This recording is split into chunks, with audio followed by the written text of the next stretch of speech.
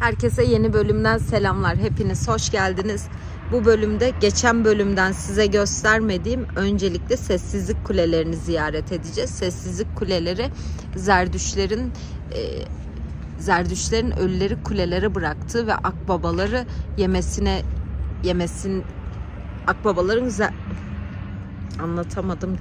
akbabaların yemesi için bırakıldığı bir yer ve ardından hep birlikte Şiraz'a süreceğiz bugün. Şiraz'a yine 3 motosiklet devam ediyoruz. Stefan'ı bıraktık. Neden bıraktık? Çünkü birazcık sıkıldım. Her şeyi benimle yapmak istiyor ve ben bu seyahate tek çıktım. O yüzden her şeyi birlikte yapmak istiyor ve beni bunaltıyor. O yüzden neyse bir gün daha kalacaktım Yez'de aslında. Fakat kalmak istemedim. Şimdi Dita ve Renata ile birlikte Şiraz'a doğru yola çıkacağız ama hazırsanız ıssızlık kulelerini gezelim. Bakalım nasıl terk ediyorlarmış insanları. Ardındansa başlayalım. No, you have to move it here, otherwise you have no chance to go through it. Maybe this. I put the front wheel here. Okay. Yes? But be careful your Yes. back. I'm holding you. Good. You don't know. Alright, I'm gonna pull back. Okay? Bir dakika. One second. Yes, okay, finish. Very good. Şiraz'a doğru yola çıkıyoruz. Ditri ve Renata ile birlikte. Bakalım. Stefan kalıyor burada. Yez'de tekrar geri dönebilirim. Çok sevdim. Çok sevdim. Çok sevdim. Önceki bölümde izlediniz. Müthiş ötesiydi.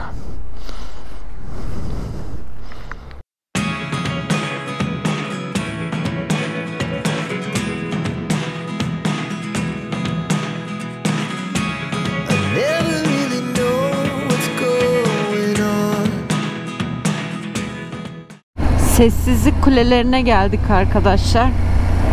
Üçümüz. Şimdi burayı hop. Çok tehlikeli. Allah, yoruldum İran trafiğinden ya. Sessizlik kulelerini ziyaret edeceğiz bugün sizle birlikte. Çok özel yerler.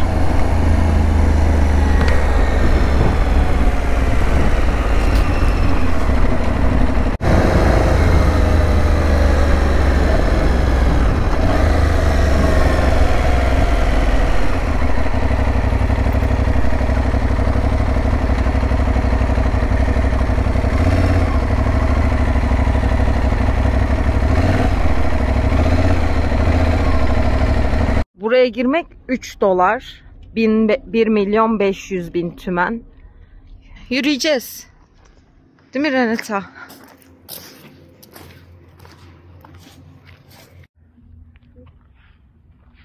Ve şu an sessizlik kulelerinin olduğu yerdeyiz. Buraya sessizlik kulesi denmesinin özel bir sebebi var.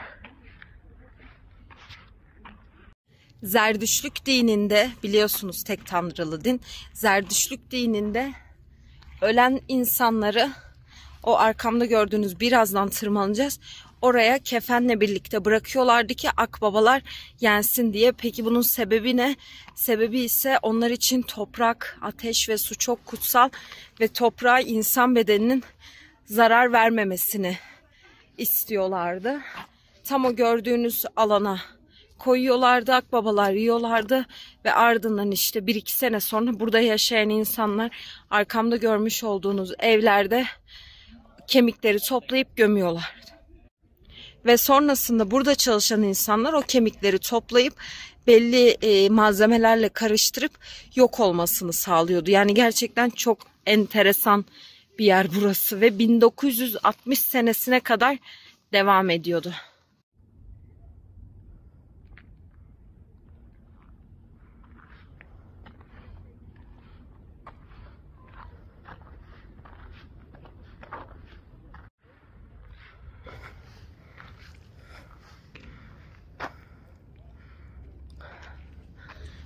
...30 derece hava.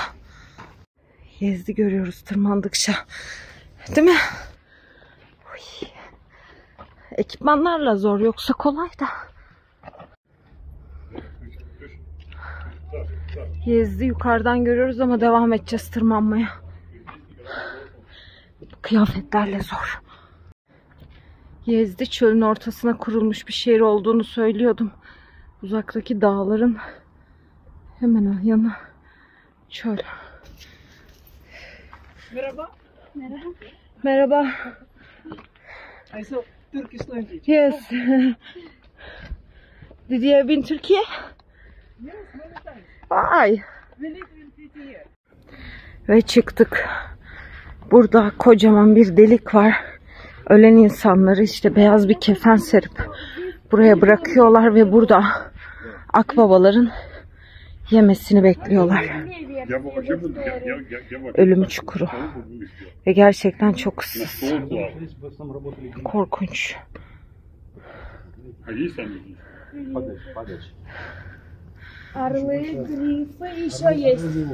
Hala bazı geleneklerin devam ettiğini bilsem de şu an burası tamamen turistik, yani buraya yapılmıyor ama hala İran İslam Cumhuriyeti olmasına rağmen Zerdüştlük dinine inanan halkın %3'ü %4'ü olduğunu biliyorum. Yani bu gelenek hala devam ediyor arkadaşlar.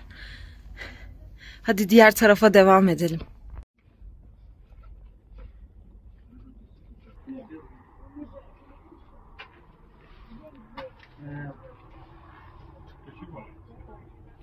Foto istiyorlar. Komple Yezdi de buradan görebiliyoruz. Çukur var, bence o kadar çok çıkmanıza gerek yok. Tamam, bir kere geliyoruz buralara, çıkalım dedim de. Yani şuradan dönebilirsiniz. Yine bir hortumla karşı karşıyayız. Ama azıcık frene bastım ve bizi geçti.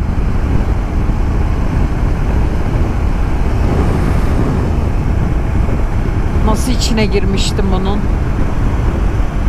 Bayağı büyük.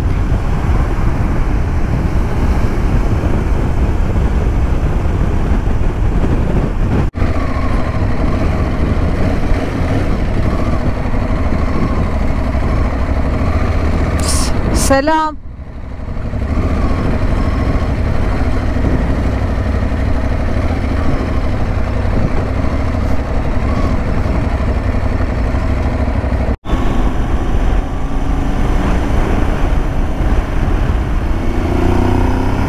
Tanyat. Persepolis'e gidiyoruz.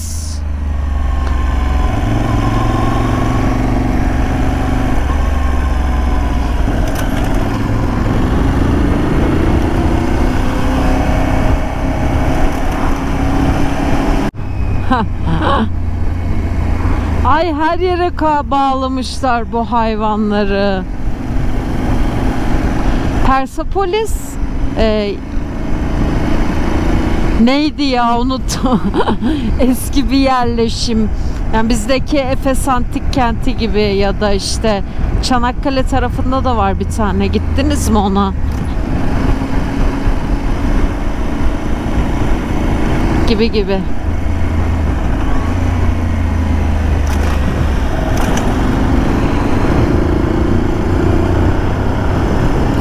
Gıbı. Persepolis. Şiraz'a 45 kilometre uzaklıkta. Yani rotanızı yaparken benim gibi İsfahan, Yezd, Şiraz yaparsanız böyle her şeyi müthiş bir şekilde görüp gitmiş olursunuz. Ay, motorla girsek ya keşke. Şu camların içinden. Ben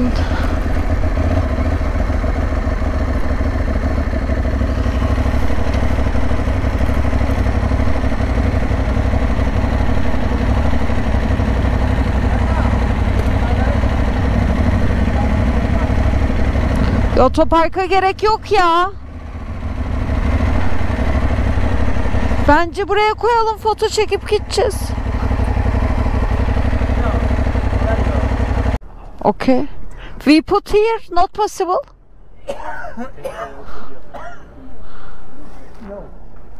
No? Why?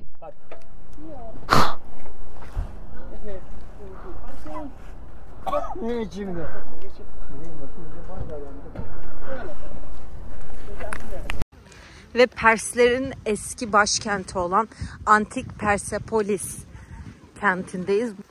Burası milattan önce 521 yılında yapılmaya başlamış ve tam 150 yıl sürmüş. 150 biraz yuvarladım ama 150 yıl sürmüş. Bu geniş alanda törenler yapılıyormuş, bayramlar kutlanıyormuş. Kral yaptırmış ve toplamda 125 dönümlük bir alana sahipmiş. Aslında biz azıcığını geziyoruz ama aslında çok çok büyük. Ve işte döneminde 100.000 kişiye ev sahipliği yapmış Perslerin başkenti.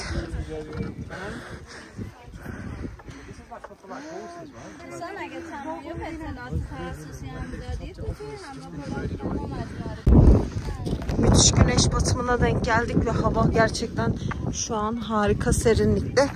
Bu arada motorları parka koymadığımız için çok zaman olmadığından doyasıya şuraları falan gezemeyeceğim. Ama gerçekten burada bir yaşam alanı var ve çok çok büyük. Mutlaka Persepolis'i ziyaret etmeniz gerekiyor. Burayı da görmedik demeyiz. Ne İran'da nasıl gezdim yalnız, aylardır İran. Çok güzel. İşte Persepolis'te böyleydi. Şimdi motorları yol üzerine bıraktığımız için hızlıca geri dönüyoruz. Ama buraları görün.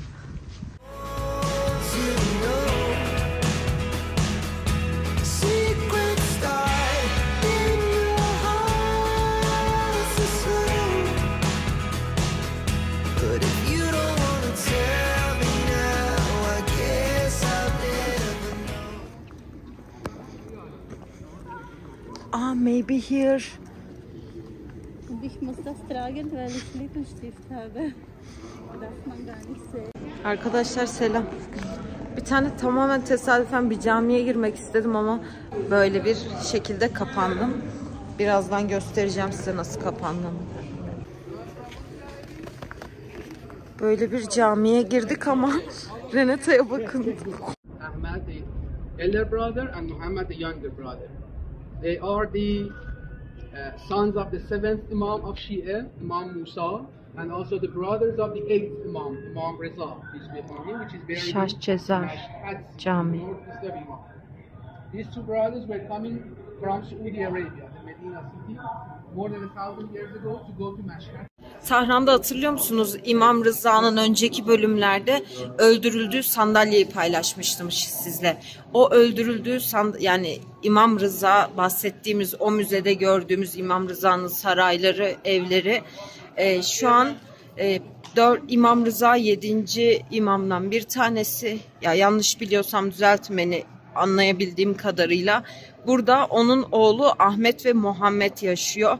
Kum'da kız kardeşi yaşıyor ve onun da aynı şekilde türbesi var. Gibi Meşhed'de yine İmam Rıza'nın bu sefer şeyini görebiliyoruz. Türbesini görebiliyoruz.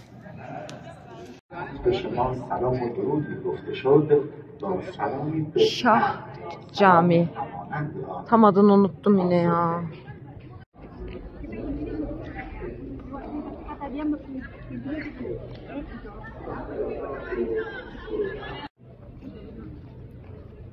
Yine bir çöp torbası mı? O ne?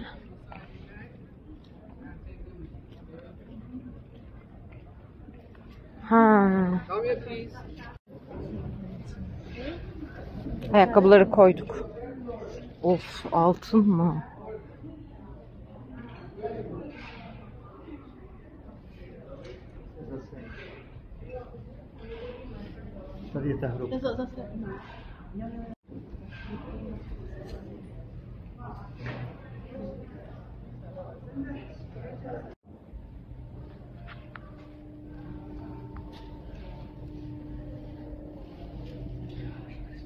Okay, this is the grave of Sayyid Abdul Hussein Dastghi. one of the greatest Ayatollah or clergymen in his own time. He was assassinated by suicide. Ahmet öldürülünce mezarını buraya koymuşlar ama sanırım parçalandığı için birleştirmeye çalışmışlar. Sakın gülmeyin bana, sizi öldürürüm. Bomba sırasında mı ölmüş? Yes.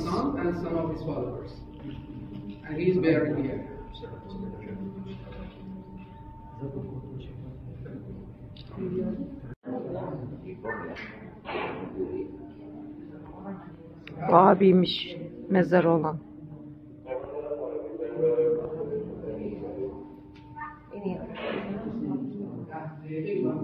Gülmeyin bana.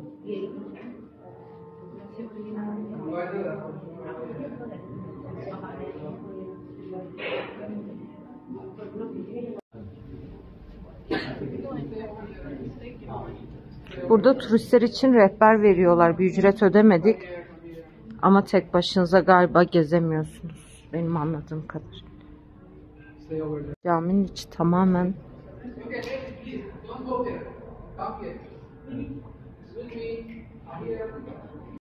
genç kardeş Muhammed'in burası da türbesi.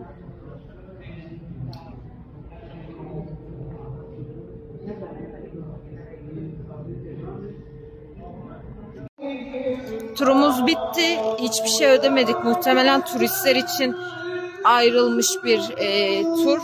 Kapıda girişten beri çünkü kadınlar karşıladı ve bizi ve ardından tur rehberine kadar teslim ettiler. Burada 2 tane türbe bulunuyor. Bir tanesinin Muhammed'in hikayesinde Muhammed'in yanına bir kadın geliyor ve kıyafetleri üzerinde bomba oluyor ve onu öldürüyor. Diğeri kardeşinin de etkileyici bir yerde. Şah Çark.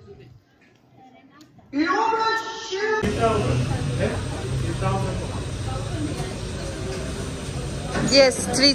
It's enough. İnanılmaz lezzetli ekmekleri var ve burada yapıyorlar.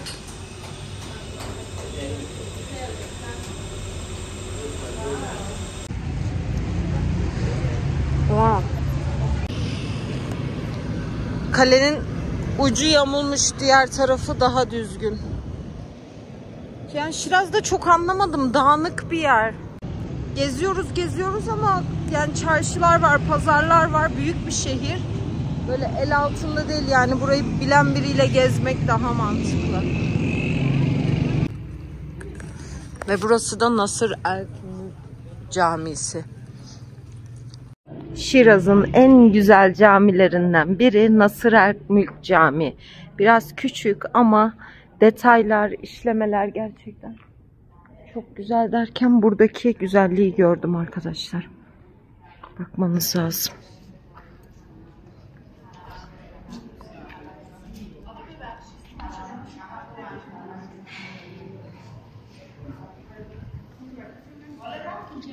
Tabi burası da çok değerli bir cami ama Avrupa'yı gezerken de aynı şeyi yaşıyorum. Yani uzun zamandır o kadar aynı şeyleri görüyorum ki, çünkü İran motifleri bunlar ve artık bir süre sonra benim için aynı olmaya başladı. Normalde muhteşem bir cami, Nasır El Mosk Camii ama gel gör ki aynı.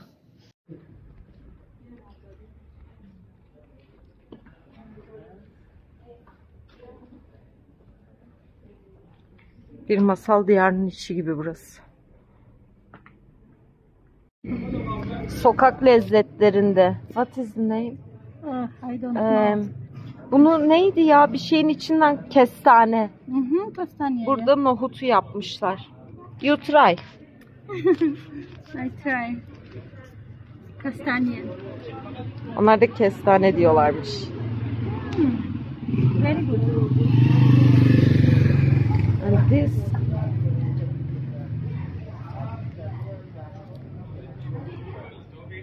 The same. Yeah. Haşlanmış. Only water. And Yeah. I think $1. Bugünkü menümüzde çorba var.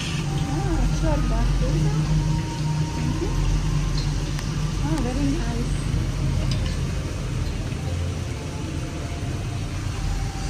Yes. Teşekkürler. Look. Look. Dita ve Renata gidiyor.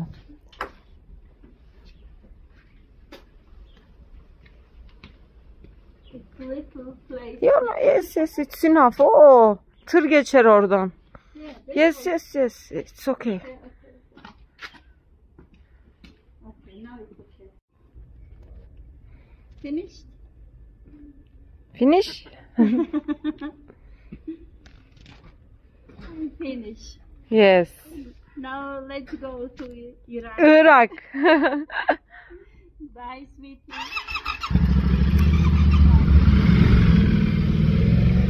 Bye bye.